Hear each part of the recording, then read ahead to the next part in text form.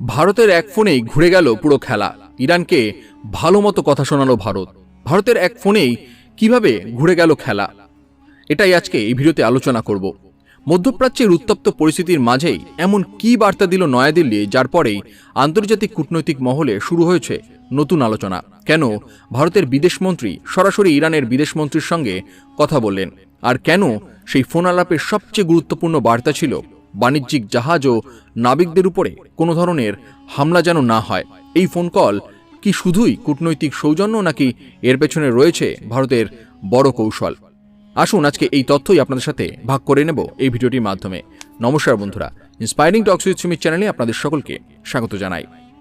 রেফারেন্সের জন্য ঘটনার একটি প্রতিবেদন আপনাদের সামনে দেওয়া হলো। আরও বড় প্রশ্ন হলো, কেন ভারত এই মুহূর্তে এত বড় অবস্থান নিল? কি এমন ঘটেছে হরমুজ প্রণালী এবং পশ্চিম এশিয়ায়, যার প্রভাব সরাসরি ভারতের অর্থনীতি, জ্বালানি নিরাপত্তা এবং হাজার হাজার ভারতীয় নাবিকদের জীবনের সঙ্গে জড়িত? আজকের এই প্রতিবেদনে আমরা জানব পুরো ঘটনার পেছনের কূটনৈতিক বার্তা, ভারতের স্পষ্ট অবস্থান, ইরানের প্রতিক্রিয়া এবং কেন এই ফোনালাপ আন্তর্জাতিক মহলে এত গুরুত্বপূর্ণ হয়ে উঠেছে। তাই ভিডিওটি শেষ পর্যন্ত অবশ্যই দেখুন। তবে তথ্যগুলো সম্বন্ধে জানবার আগে আপনারা যারা এই চ্যানেলে নতুন, তারা অবশ্যই চ্যানেলটি সাবস্ক্রাইব করুন এবং বেল বাটনে প্রেস করুন এরকম আরও অনেক নতুন ভিডিও নোটিফিকেশন পেতে। ভিডিও দেখে ভালো লাগলে বেশি লাইক করবেন এবং সবাইকে শেয়ার করবেন, যাতে তারাও ভিডিও দেখে উপকৃত হয়। কমেন্টে জয় হিন্দ ও জয় ভারত লিখতে ভুলবেন না। এবার চলুন বিষয়টি বিস্তারিতভাবে জেনে নেওয়া যাক। পশ্চিম এশিয়ার পরিস্থিতি যতই জটিল হয়ে উঠেছে, ততই ভারতের কূটনৈতিক তৎপরতা বাড়ছে।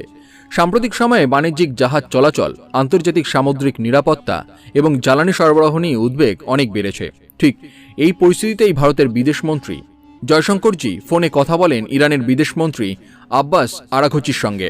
এই ফোন আলাপ ছিল অত্যন্ত তাৎপর্যপূর্ণ, কারণ ভারত এই আলোচনায় একেবারে পরিষ্কার ভাষায় জানিয়ে দেয় যে আন্তর্জাতিক বাণিজ্যিক জাহাজ এবং নাবিকদের উপরে কোনো ধরনের হামলা আর গ্রহণযোগ্য হবে না।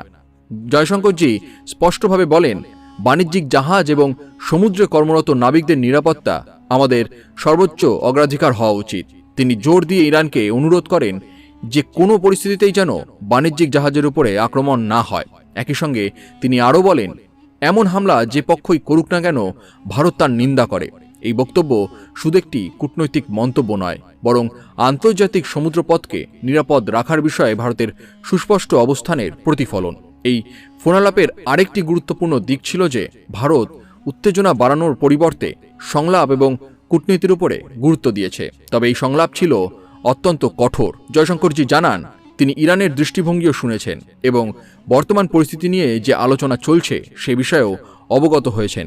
একই সঙ্গে তিনি পুনর্ব্যক্ত করেন, ভারত সবসময় আলোচনার মাধ্যমে সমস্যার সমাধানের পক্ষপাতী। ভারতের এই অবস্থানের পেছনে রয়েছে বাস্তব কারণ। বিশ্বের অন্যতম গুরুত্বপূর্ণ সমুদ্রপথ হরমুজ প্রণালী দিয়ে প্রতিদিন বিপুল পরিমাণ তেল ও গ্যাস পরিবহন হয়। ভারতের জ্বালানি আমদানির একটি বড় অংশ সেই পথ দিয়েই আসে। ফলে এই অঞ্চলে কোনো অস্থিরতা দেখা দিলে তার প্রভাব শুধু আন্তর্জাতিক বাজারেই নয়, ভারতের জ্বালানি নিরাপত্তা এবং অর্থনীতিতেও পড়তে পারে। এর পাশাপাশি ভারতীয় নাবিকদের নিরাপত্তাও একটি বড় বিষয়। হাজার হাজার ভারতীয় সমুদ্রপথে আন্তর্জাতিক বাণিজ্যিক জাহাজে কর্মরত। সাম্প্রতিক সংঘাতের কারণে বহু ভারতীয় নাবিক ঝুঁকির মুখে পড়েছেন। তাই নয়াদিল্লি শুরু থেকেই জাহাজ চলাচলের নিরাপত্তাকে সর্বোচ্চ গুরুত্ব দিয়ে আসছে।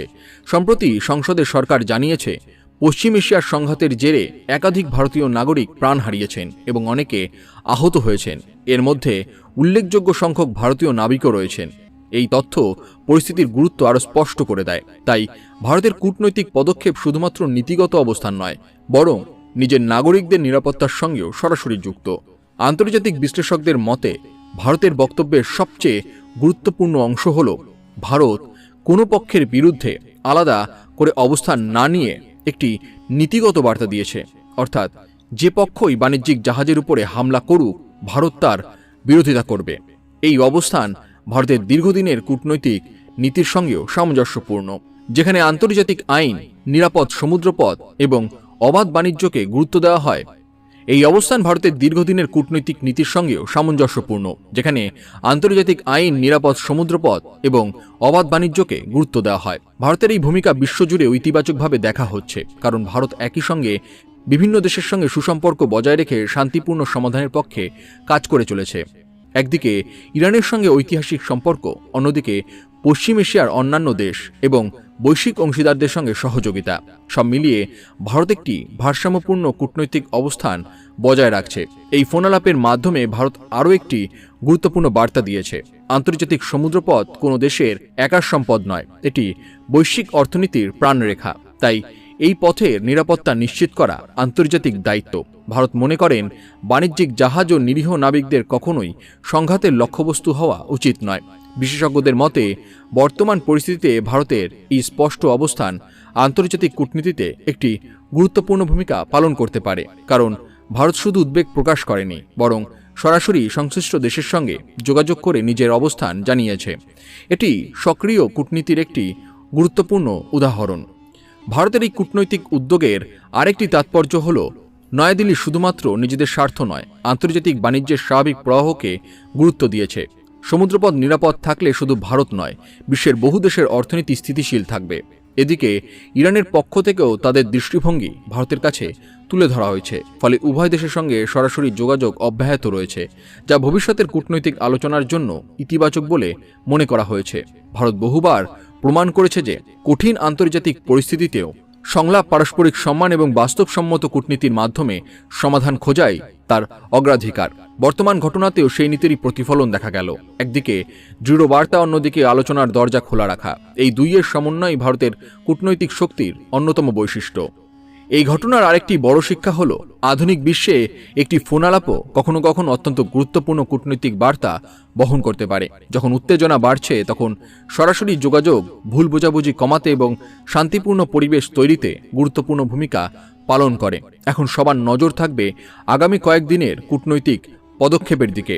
ইরান, যুক্তরাষ্ট্র এবং এই অঞ্চলের অন্যান্য গুরুত্বপূর্ণ দেশগুলোর মধ্যে পরিস্থিতি কিভাবে এগোয়, সেটাই নির্ধারণ করবে সমুদ্রপথ কতটা নিরাপদ থাকবে। তবে এর মধ্যেই ভারত নিজের অবস্থান অত্যন্ত স্পষ্ট করে দিয়েছে। ভারতের কাছে সবচেয়ে গুরুত্বপূর্ণ বিষয় হল আন্তর্জাতিক বাণিজ্যের স্বাভাবিক প্রবাহ, নিরীহ নাবিকদের নিরাপত্তা এবং বৈশ্বিক স্থিতিশীলতা। তাই যে কোনো ধরনের উত্তেজনার মধ্যেও নয়াদিল্লি শান্তিপূর্ণ সমাধান এবং দায়িত্বশীল আচরণের পক্ষেই জোর দিচ্ছে। ভারতের এই অবস্থান শুধু বর্তমান পরিস্থিতির জন্য নয়, ভবিষ্যতের আন্তর্জাতিক কূটনীতির ক্ষেত্রেও একটি গুরুত্বপূর্ণ বার্তা বহন করে। বিশ্বের অন্যতম বড় অর্থনীতি হিসেবে ভারত জানে যে নিরাপদ সমুদ্রপথ মানেই নিরাপদ সরবরাহ ব্যবস্থা, স্থিতিশীল জ্বালানি বাজার এবং বিশ্ব বাণিজ্যের ধারাবাহিকতা। আর সেই কারণেই ভারত আবারও স্পষ্ট জানিয়েছে যে বাণিজ্যিক জাহাজ কিংবা সমুদ্রে কর্মরত নাবিকদের কখনোই সংঘাতের লক্ষ্যবস্তু করা উচিত নয়। এই নীতিগত অবস্থান আন্তর্জাতিক আইন ও সামুদ্রিক নিরাপত্তার মূল ভাবনার সঙ্গেও সামঞ্জস্যপূর্ণ। একই সঙ্গে এই ঘটনাটি আরও একবার দেখিয়ে দিল যে বর্তমান বিশ্বের কূটনীতি শুধু বৈঠক বা সম্মেলনের মধ্যে সীমাবদ্ধ নয়। অনেক সময় একটি গুরুত্বপূর্ণ ফোন আলাপই বড় ধরনের বার্তা পৌঁছে দিতে পারে এবং আন্তর্জাতিক মহলে নতুন আলোচনার সূচনা হতে পারে। ভারতের দ্রুত কূটনৈতিক উদ্যোগ প্রমাণ করেছে যে নয়াদিল্লি শুধু পরিস্থিতির দিকে নজর রাখছে না, বরং প্রয়োজনে সরাসরি সংশ্লিষ্ট পক্ষের সঙ্গে যোগাযোগ করে নিজের উদ্বেগ এবং অবস্থান স্পষ্টভাবে তুলে ধরছে। সবশেষে বলা যায়, ভারতের বিদেশমন্ত্রী এস জয়শঙ্করজির এই ফোন আলাপ শুধু একটি আনুষ্ঠানিক কূটনৈতিক যোগাযোগ নয়, এটি ছিল আন্তর্জাতিক সমুদ্র নিরাপত্তা, ভারতীয় নাবিকদের সুরক্ষা এবং বৈশ্বিক বাণিজ্যের স্বার্থে ভারতের সুস্পষ্ট এবং দায়িত্বশীল অবস্থানের প্রকাশ।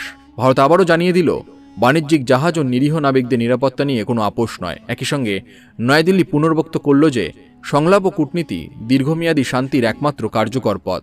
ভবিষ্যতে পশ্চিম এশিয়ার পরিস্থিতি যেদিকেই এগোক না কেন, ভারত যে দায়িত্বশীল, ভারসাম্যপূর্ণ এবং সক্রিয় কূটনৈতিক ভূমিকা পালন করে যাবে, এই ফোন আলাপ সেই বার্তাই আরও একবার স্পষ্ট করে দিল। আপনাদের এই বিষয়ে কি মতামত সেটি অবশ্যই কমেন্ট করে জানাতে ভুলবেন না। সবাই ভালো থাকুন, সুস্থ থাকুন।